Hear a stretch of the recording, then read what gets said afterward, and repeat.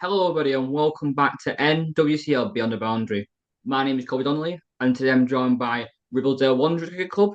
We have new first team captain, Travis Blezard, and also first team player, Mack Spencer. How are you guys? I'll go. Thanks, Bobby. Yeah, not too bad, thanks, mate. Brilliant. So, if you've not seen, obviously, we had Travis on last year with Stephen Tandy. If you're not sure who he is, you can go and watch that. But obviously, we haven't had Mac on before. So, before we start, we'll just talk to you, Mac. And can you just introduce yourself, please? So, just tell about yourself and your involvement at Rib Wanderers. Yeah, first team batter for Ribblesdale. Played here all my life, really. Uh, Captain a couple of years ago. Uh, yeah, that's pretty much it. Not much to me, to be honest.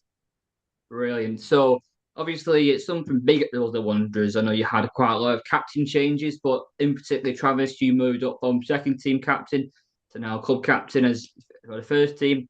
How happy are you to be captain for Ribbles Wanderers as a first teamer? Yeah. Absolutely, yeah. Brilliant honour to be club captain at Ribblesdale. Looking forward to the challenge. Obviously, it's moving up a level. But the principles are still there, about being a captain. So it's just transferring that onto the field and hopefully getting the results in the right direction. And getting over the line where we did last season. Yeah, and obviously sometimes captain change can go, quite take quite a while. Obviously, you've had Mack was captain quite a few years ago, and you had Bilal captain last year. Was it always the plan for you to become captain this year, or did it kind of come quite quickly for you?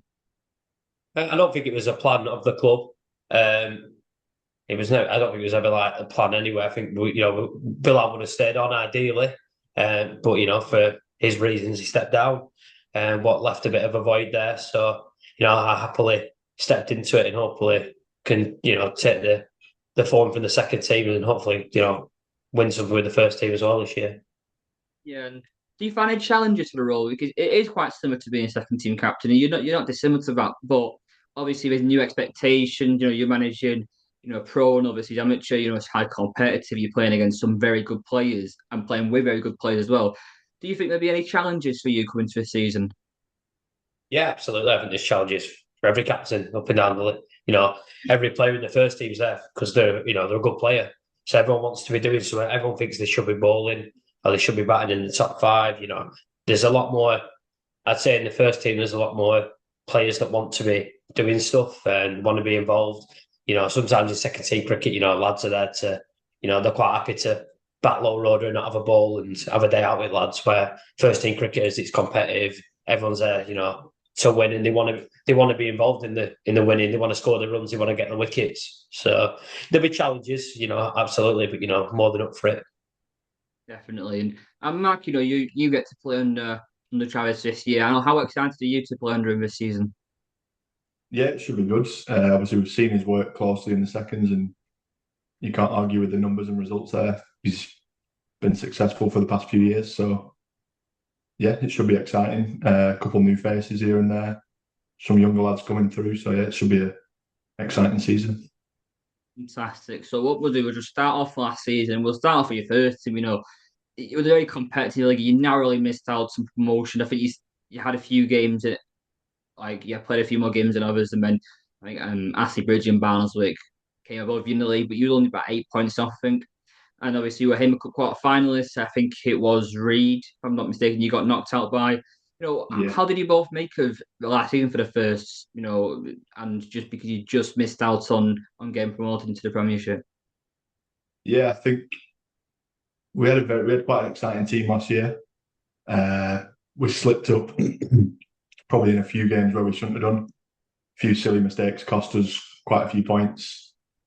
It's just about refining those mistakes this year, I think, and playing a bit smarter cricket. But it's down to the captain can do as much as he wants, but at the end of the day, it's down to the players' mentality and being individuals and having that responsibility to win the matches. Yeah, last year you had many strengths. I'm sure you had many weaknesses as well. But obviously you mentioned a few challenges last year. But what I think the biggest challenges were last year to just not getting quite over the line at the end. Yeah, I think one of our biggest strengths probably was one of our biggest weaknesses as well, in that we had quite an aggressive batting lineup. Uh, So we weren't afraid. Well, I don't speak for myself. I'm a bit more boring, but a lot of the other guys are shot players, so they weren't afraid to play the shots, but it could cost them at times, if that makes sense. So you kind of have to take the rough with the smooth with that and let the players play the natural game. But yeah, it did cost us a few times, but it probably won us a few games as well. So it's about that cricket brain and awareness, really. Yeah, and now looking into your second team, obviously, Travis, you managed to, win the league last year along with your players. In addition to that, obviously, you ran me cup semi-finals as well, which is nice to always nice to have a cup run. Obviously, you are moving to first team now, but looking back, how nice was it to not just get promoted, to actually win the league as well? Yeah, I think winning the league at any level of cricket doesn't come round all the time. I think people expect, that they're going to be up there every year. And, it's very hard to win a cricket league. You've got to be consistent all year. You've got to have a consistent good 6-7 players all season that are, churning it out when the other lads aren't. So really good to win the league. We put that pressure on ourselves from the start of the season to go there and win it. And, beat Fulridge, who were, on the day, a very, very good side. Got some really good cricket players up there.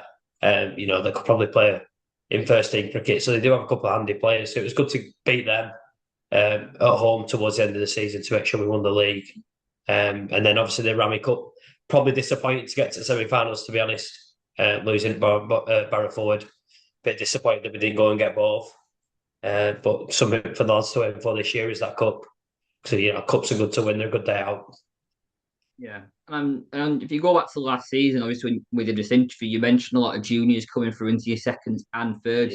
And your thirds in particular, I was at the Birchall T20 finals day at Cherry Tree, and you got to the final. You lost to a very, very good Reed side, and you had quite a lot of young players in that side. I think youngest was perhaps maybe 12 or 13, and albeit they didn't win it, but, how nice to see so many young players getting the experience of being at a final. Yeah, I think days like that are just what cricket's made for, especially when you're a junior. There'll be days that they'll remember, in the next couple of years and the experience of it. Because 13 cricket, you don't play for a lot of people sometimes. Up here, it's usually just the first teamers watching for friends and family. So them days are big occasions for third teamers. So a good experience for him, obviously. Got to lose in the final. Reed are a strong side, but we'd like to think we can compete and be. It's a couple of them lads are a year older now next season, so I'd like to see how much they develop and turn into good cricketers. And now you're first team captain. Obviously you need a second team captain to fill that hole. And you brought in Luke Spencer as second team captain. He was third team captain for the last few years, and both you and Tandy spoke quite fondly of him. You were saying how well he's been in that team and how well he's led the team. How do you think he'll adapt to going from a third team captain where it's perhaps not just about winning, but perhaps more about development, to more second team where it's still everyone wants to have fun, but maybe the competitivity is a bit more increased.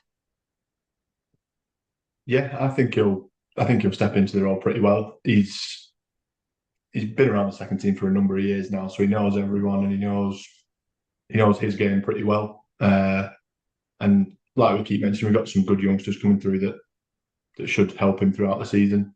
Some of them should be challenging for the first team this year, and then he's got a few older heads as well that are experienced, like your Kirches and your Trots, that can win your games by themselves, really. But yeah, I think it should be a pretty smooth transition for him. He knows what it takes to win, being around the seconds for a few years. So, yeah. Brilliant. And obviously, with him going up, now got to fill a third team gap. And this year, you brought in Matthew Brett. I'm checking his stats. He's played first for like five years now. Obviously, it's a big step up to take responsibility as captain. I'm not sure if he has captained the side before. How well do you think he'll do this season? Yeah, I think 13 cricket is about development. So having a young captain is probably the right thing to do. I know a lot of times it's maybe someone's dad who takes the captain role, but it's good to see a young lad want to step up and do it. Luke did that a few years ago, and it's really helped Luke's game. So we hope for Matt the same, and we hope he can develop his cricket brain or knowledge kind of thing in terms of handling a team. Because it's easy to be a player.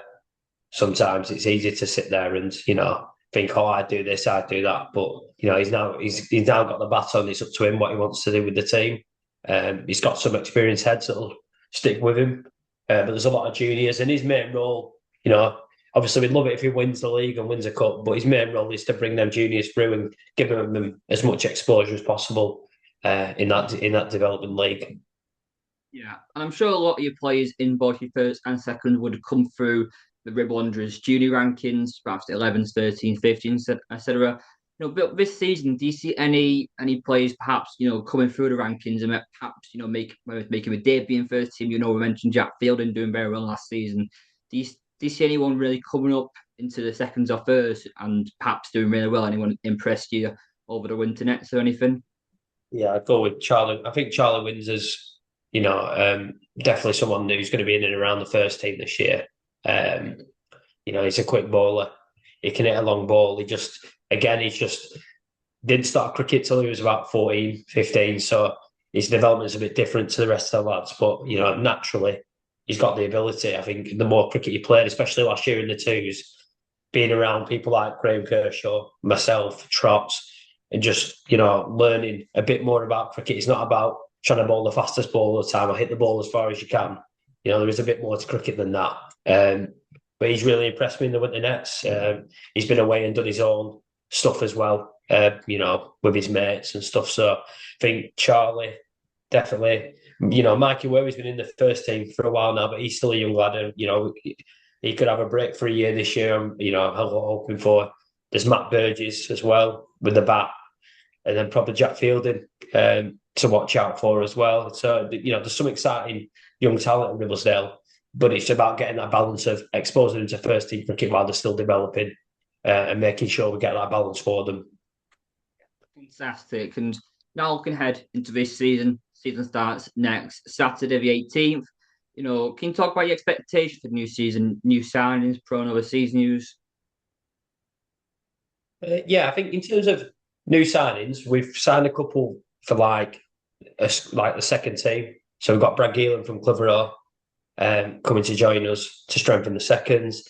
There's a couple of maybe ex-players that are returning, but that'll be more for second team cricket. But you strengthen your second team, it helps the first team out. You're not plucking people. So, but I think for us, obviously, we've lost Hamad, we've lost Ryan Canning, but we have retained the core of our team, and we've got Hesham back. What's a really big positive for us? A great season last year for a debut season. Obviously, unfortunately, Jordan Kelly won't be returning as we planned, but we have signed Dario Boyce from Barbados. So we're looking forward to having him, and we're looking forward to see what he can add to the first team as well. But yeah, we're very excited to have Dario, very excited to have Hesh back, and looking at the squad, I think it's got a really good balance to it this year. Yeah, and you mentioned Dario there. If you go back a couple of years ago, with those who were playing first team, obviously he played at Walkden, he did pretty well there. And I think there was, a couple of clubs wanted to get him this year. So obviously having a batting all-rounder, obviously Jordan was as well. How well are you? You don't want to put too much pressure on him, but how well are you expecting him to hopefully hit the ground running this season? Yeah, obviously, I think he played quite a few seasons in England, so he should be used to the conditions already. His stats are impressive. He's been messaging in the group chat already, and he seems like he's well up for the season and up for helping the lads out. So it seems like a great signing, bit of experience as well.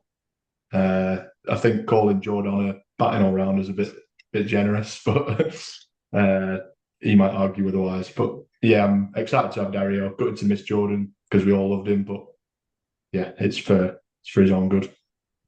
Yeah, and in that top division, when I suppose people this season or last season, the main goal is to always get promoted. But it's a bit hard. There's many. You look at teams like Baxenden, Strengford a lot, and Cherry lost a few players, but they brought a few players in amongst other clubs. How difficult do you think it'll be to actually gain that promotion? And what do you think is going to be on your side this year to be able to get promoted? Yeah, I think it'll be harder than last year. But, with the two teams that have come down, the Bolton teams, with the teams that you've already mentioned strengthening, I think there's a couple of other teams that brought in. Did Barnsley go up? Barnsley went up, yeah. But I think it'd be tougher than last year. But I also think we have the team to do it. Like Matt mentioned before, there were just moments where maybe we being more sensible, batting a bit more, bit more together as a team. But like you said, that attacking style that we had won us some great games. There were some games where we won 9 wickets. Or we blew teams away in the first 15 overs. So, but I think this year it will be more difficult, but we're well up for the challenge. And I think if the team could come together a bit more, and we could build their partnerships in the batting lineup, hopefully, Dario can help with that. He seems to be a more likes to bat a bit longer than Jordan did in terms of at the top of the order. So hopefully Dario can bring that chemistry in the middle order, what we kind of maybe missed last year. But it'll be a challenge, but that's what we're pushing for this year, 100%. We want to be in that top division, and that's what we'll be going for. Yeah, and I'm going back last season. I think I remember. So if you mentioned another club about you getting your ground getting done, has that managed? I don't know if that's true or not, but if it is, has that managed to be a success this season?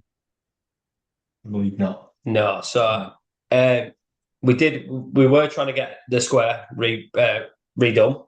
Unfortunately, the grant was unsuccessful. I think they only had money limited to he had to have a hardball girls team. I think that's what one of the criteria is. We only have a softball ladies team here at the moment. We don't want to just give them a hardball just so that we get a new square. We need to do it properly and make sure they're ready to play hardball cricket. It's definitely still in the plans to get a new square. It has to be done right. It's an expensive thing to do. It can't just happen overnight. So you need things to fall your way to get grants and stuff like that. But I know Mark Graham, our chairman, works very hard behind the scenes to get these things done for us. So we're hoping in the future. However, the pitch here is, people score 200 plus, 250 plus on here. It only seems to be when you get out, it's a bad wicket. So for the batters that are coming here, it's the same for everyone. It's for me as well. Yeah, it's the same for Mack, top of the order. So, the pitch is what it is. There's worse pitches than this. There's better pitches than this, and that's the league we're playing, unfortunately. Yeah, exactly. You play on a good wicket, bad wicket. You're both playing on the same wicket. That's how it is. But I remember going through last season, and I remember going past it when I was doing a bit of prep work earlier today, and you shared on social media about Mack. You were, well, according to Play Cricket, obviously we don't have stats before that.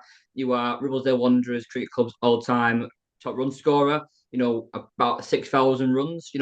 How nice is it to have this achievement for you? Yeah, it's a good feeling. Obviously, I'm sure there was many more who scored thousands before Play Cricket, but yeah, it's a good feeling to be top of the pile at the minute. Just want to keep adding to it. I'm sure there's numerous names out there that probably scored 30,000 runs or something back in their day, but yeah, it's a good feeling to have the top run scorer, but I'm not taking it, boosting my ego. I'm aware that there's not much. What is it, 2004 Play Cricket or something like that? Yeah. But it is a good feeling to have. Yeah. And what's your do you have any ambitions for your cricketing career? Whether it's perhaps being, you look at, I remember I interviewed Chris Walsh last week, and he transitioned from a first team captain to a second team bowler, taking plenty of wickets in a second team. Do you have any ambitions to perhaps, maybe strengthen your game? I can remember in that first or second year you started opening the batting, and the last couple of years he's batting top order, middle order.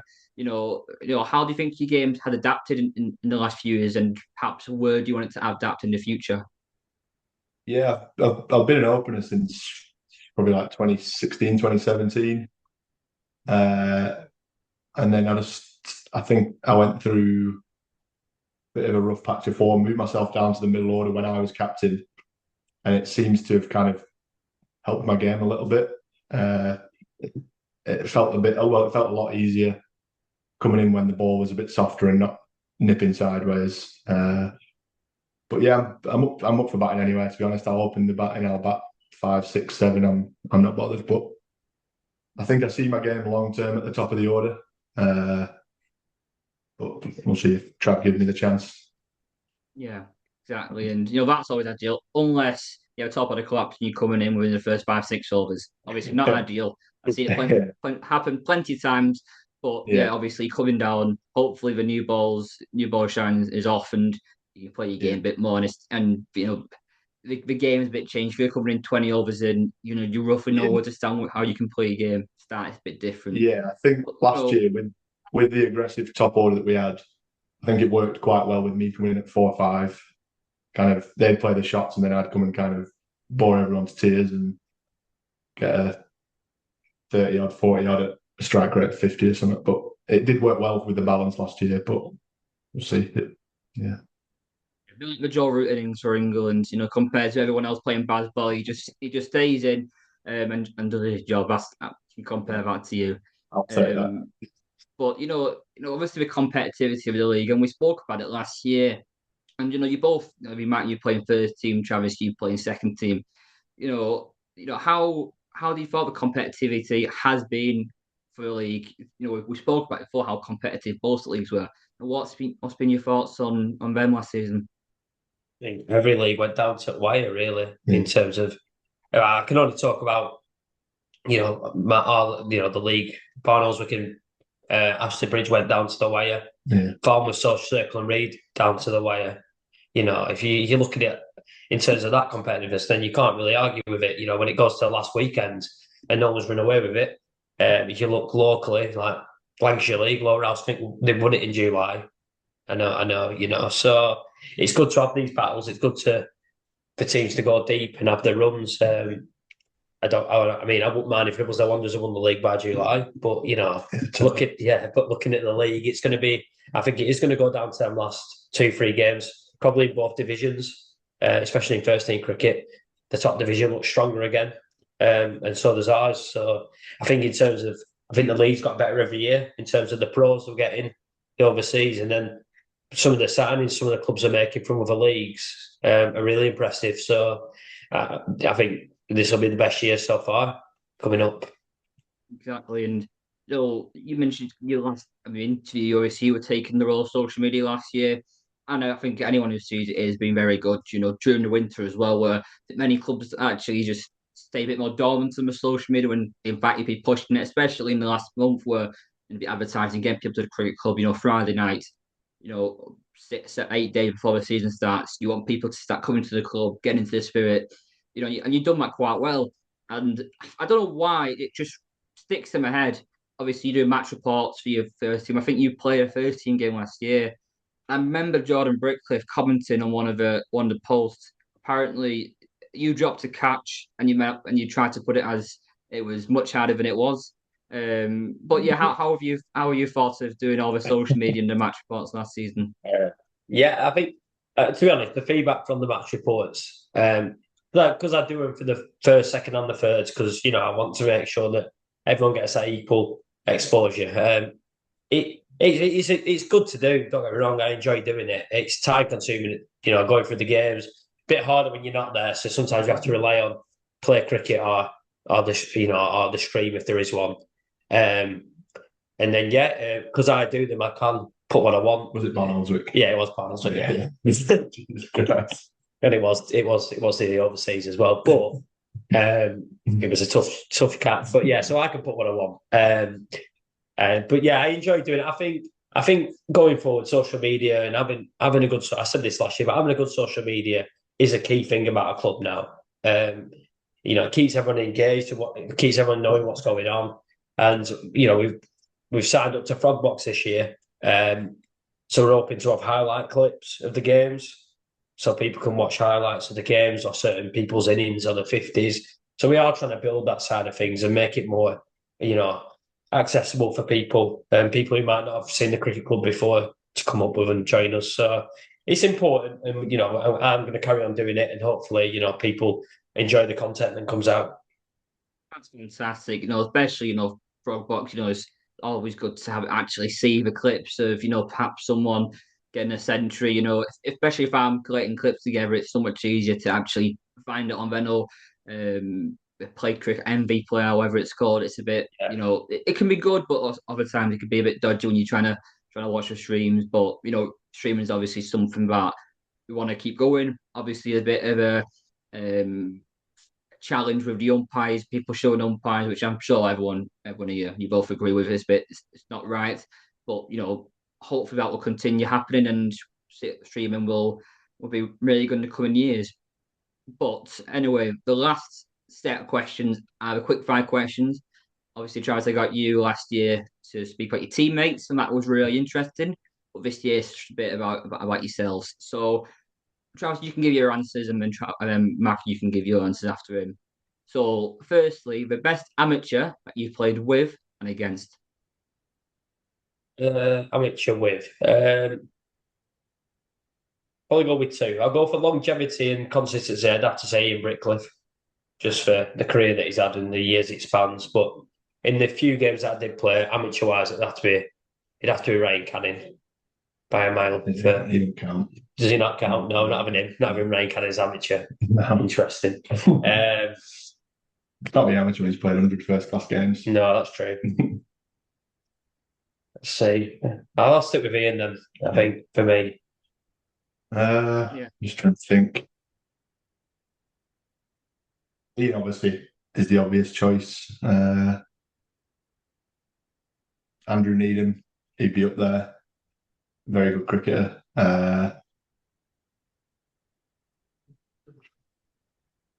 Yeah, maybe there's a few that I played with in South Africa that are good cricketers.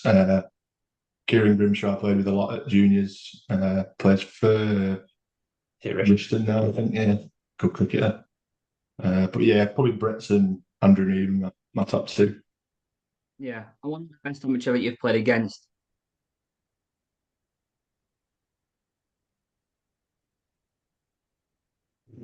Going back now. Against. Oh yeah, I've got one. Go on. Ollie Sutton at Formby.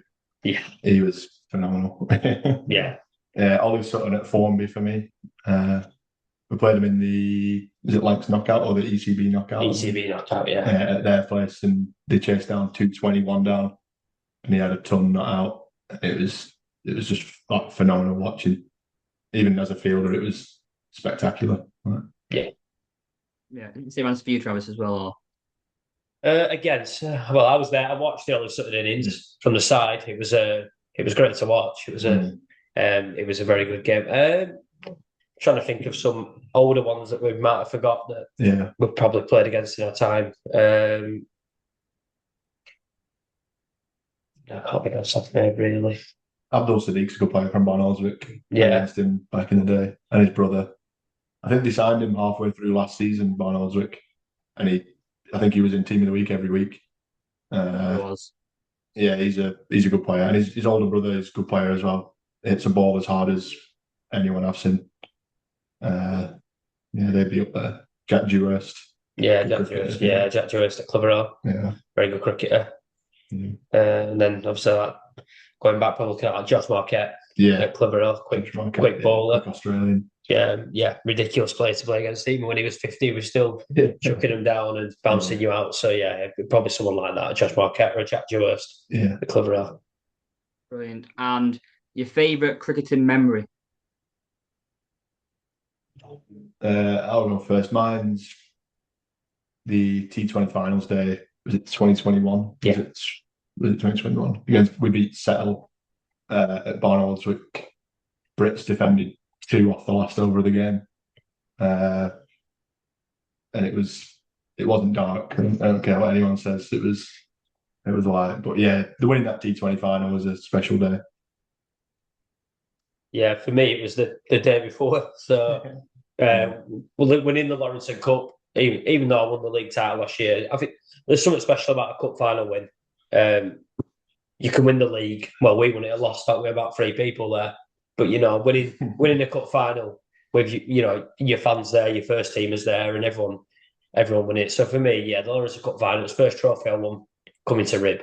That was a pretty good weekend. That. Yeah, it was a good weekend for the club. Not for the liver, but great for the club. So yeah, it'd be the Lawrence Cup win. Brilliant. And the funniest thing that you've seen on a cricket field?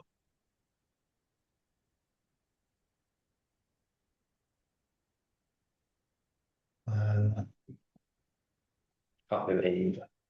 Can't be you. Your drop catch last year will be up there. To be honest. Funniest thing I've seen. Not on it. Yeah. Matt Brett, actually. What- he took off his helmet after a 50 for the thirds and then got bowled next ball. And then what was his other one? No, He's keeping he's keeping highlights are pretty funny. Yeah. Frog Box has come a year too late. Yeah. For the highlights of his keeping. They can be entertaining at times. He likes to keep with his feet more than his hands. So Jordan Brickler's catch last year was against Worley. yeah, That was one of the funniest moments of my life, I think. Jordan's catch. There's rumours about where it was, where he caught it, if it was over the boundary, It was miles in. if it was on Brownlow Street. But yeah, the umpire said it was inside the line, so we'll take it. But yeah, there's been some funny moments last year in our team, but you never, off the top of your head, you never remember, and they're always there and there. You know, lads are falling over all the time up here, especially after on a Sunday if they've had a few. So yeah, no, plenty of funny moments throughout the season. We definitely have them. Oh, actually, I've got one actually. Travis at what was that ground we played at up in the Lakes? Oh, Whitehaven. We played Whitehaven in ECB knockout, and they had a West Indian pro. And Travis was bowling, smashed it back at him and dropped the catch, and his hand swelled up to 5 times the size of it. And Bilal as well that day. Oh yeah, so yeah, took a catch mid-air. His hat fell off, and because he's losing his hair, his hat was back on by the time he hit the ground, trying to cover up his bald head. But in the process, pulled his hamstring. Pulled his hamstring as well. It may have took him the longest route ever to get off the pitch. He went to the side, back into the middle, then finally went off. So yeah, that whole day was that day was pretty good up at Whitehaven. They're a good set of lads as well, to be fair to them. Yeah. Brilliant. And the biggest pet peeve in amateur cricket? The obvious one is probably short sleeve keepers, but I think for me, is people who walk the first run. I know Travis Head did it against England, and everyone now seems to think it's like a cool thing to do. But you see a lot of someone misses the ball. You see a lot of runs that just don't get taken. A lot of the younger lads do it, and honestly, it's just run it, and then you can have your rest at the end. But some lads like to now hit it to boundary and walk off like it's like the biggest shot of the game, and it's just a bit. For me, as a captain as well, who wants as many runs on the board as possible, just run it, and you might get a 2 out of it. So all it takes is someone to fumble it. So that's probably my pet peeve at the moment. People just walking that single, and they'll probably do it against us now. But fair enough. For me, I'd probably say of the obvious ones, keepers in short sleeves. Andy Worthy probably disagree with me, but what else is there? I don't like fielding in sunglasses. That's one of mine. Okay. I think it's just because I personally don't like it doing it myself. But what do you think to the sunglasses on the back of the head? No, it's not a fashion show, is it? Yeah. Or coloured underarmers. That's coloured underarmers as well. They need knocking our head. They're terrible. Yeah. I've seen some green ones recently, and the lot. So not a fan of coloured underarmers when you're wearing whites.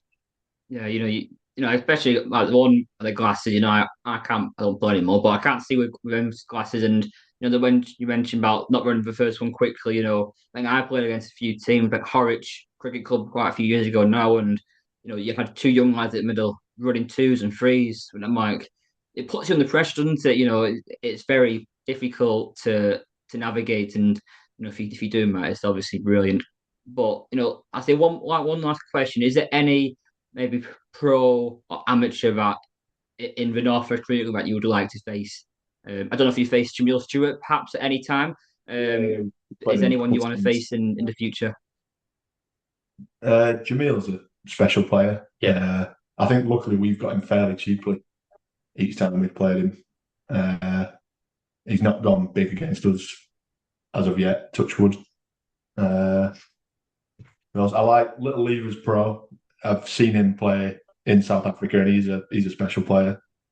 I think he'll do very well at Little Lever. He hits a big straight ball, which suits Little Lever. Yeah, Reed have a good pro, don't they? Where's he? Who's Wedgie. Is it Wedgie or something like that? Oh, yeah, CM. Yeah, it's a big ball. Yeah, Reed have a good pro. This, I've like I said before about the league. I think there's so many good pros now. I don't think there's a team that really have a bad one. A lot of them are re-signing as well. Yeah. What's good, I think Social Circle tied Jamil down for another 3 years, and I think that's great for the league. To have, we want the best pros, we want the best players. Obviously, it's not great to play against them sometimes. I'm sure when you're having to get the ball for the third time from the other side of the field, it's not enjoyable. But if we want to make this league better and we want competitive cricket, we want them people to be playing in the league. So yeah, I like Tongs Pro as well. Tongs Pro is a good player. Hashan. I think this year. Yeah, I can't remember who signed him, but there's a guy that I went to school with his brother. I think he's called something Smith as an overseas amateur. Jade Smith. Yeah. I went to school with his older brother, and he's a good player. He'll be a good one to watch this year. Brilliant. So I think that's all the questions I have. Is there anything that you guys want to mention before we finish up? No, not particularly. I just think we as a club are looking forward to the season ahead. It's next Saturday now, so things have changed pretty quickly outside. The ground's looking a lot better than it did a month ago. The team, the lads are all up for it. We're looking forward to having the overseas pro both land next week. So it's all set. We're not going into a season needing a sub pro, all that stuff. We're hoping he lands on Thursday, and we can go ahead on Saturday and hopefully get 12 points and start the season positively. Brilliant. And I remember from a social media post last year and a comment from this episode last year, a shout out to your tea ladies last year. I remember I think it was the tea lady commented last year. We're not getting a shout out, so a shout out the Ribblesdale Wanderers tea ladies. So it might have interest. But yeah, any of the tea ladies that do the teas here, they're all amazing. And the teas are usually very generous. Yeah. So if they can keep them that way, that'd be brilliant. Yeah, I'll shout out any of them if they keep them good. I'm not worried about that. But yeah, and obviously, and the usual people, like Mark Graham as chairman, does a lot of work that people don't necessarily see. Ian Brickcliffe, as the treasurer, he works, all year round for this club. So, there's a lot of people we could shout out on here, and I'm sure we miss people every time we do it. But we are grateful for everyone that puts the time and effort into the club, but signs up and be a member. We're grateful to all of them, and hopefully we can put results on the pitch for them and some nights in some games they can remember up here for the season. Fantastic. So, I'll leave it as that, and I'll wish yourselves and Ribblesdale Wanderers the best of luck for this coming season, and I'll see you again soon. Cheers. Cheers, mate. Thanks, Brilliant. See you later. Thank you.